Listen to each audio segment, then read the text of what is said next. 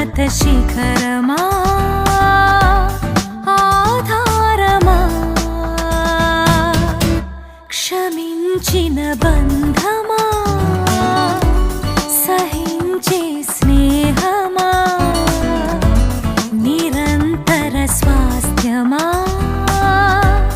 నా యేసయ్యా వరించిన దైవమా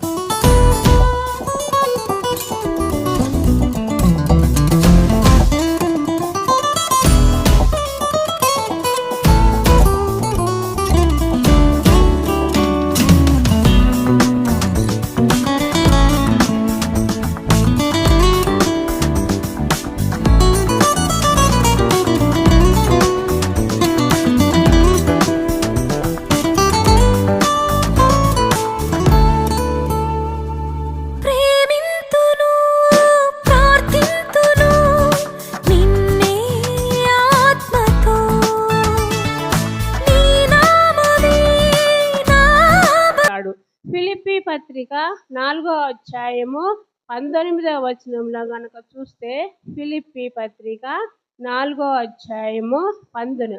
కాగా దేవుడు తన ఐశ్వర్యం చొప్పున క్రీస్తు యేసునందు మహిమలో మీ ప్రతి అవసరమును తీర్చును.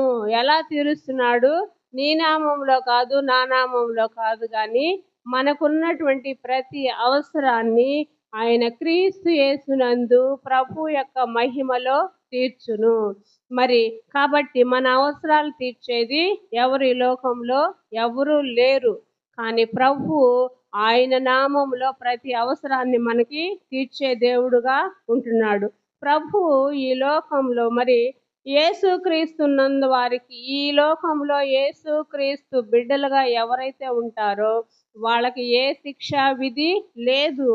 ఆయన సంతృప్తికరమైన జీవితాన్ని వారికి అనుగ్రహిస్తూ ఉంటాడు. కాబట్టి ప్రభు ఈ లోకంలో పాపం లేనివాడుగా ఉన్నాడు. యేసు ప్రభు అందరికీ మేలు చేయడానికి ఈ లోకానికి వచ్చాడు. క్రీస్తునందున్నటువంటి వారికి ఆయన ప్రతి అవసరమును ఆయన తీరుస్తాడు. ఆయన బిడ్డలకు, క్రీస్తులో ఉన్న వారికి ఆయన వారి అవసరాలన్నిటిని కూడా తీర్చే దేవుడుగా ఉంటున్నాడు. ఇక్కడ యోబు గ్రంథము 38వ అధ్యాయము 41వ వచనములో చూస్తే, యోబు గ్రంథము 38వ అధ్యాయము 41వ వచనంలో కనుక చూస్తే, తిండి లేక తిరుగులాడుచు కాకి పిల్లలు దేవునికి మొర్రపెట్టినప్పుడు కాకికి ఆహారము సిద్ధపరచు వాడెవడు? కాకులు కూడా దేవునికి మొర్రపెట్టుకుంటున్నాయంట ఆహారము కొరకు. కాబట్టి కాకులు వాళ్ళకి మరి చెప్పడానికి కూడా నోరు లేదు, కానీ కాకులు ఆహారం కొరకు తిరుగులాడుచు దేవునికి మొర్రపెట్టినప్పుడు వాటి యొక్క మొరను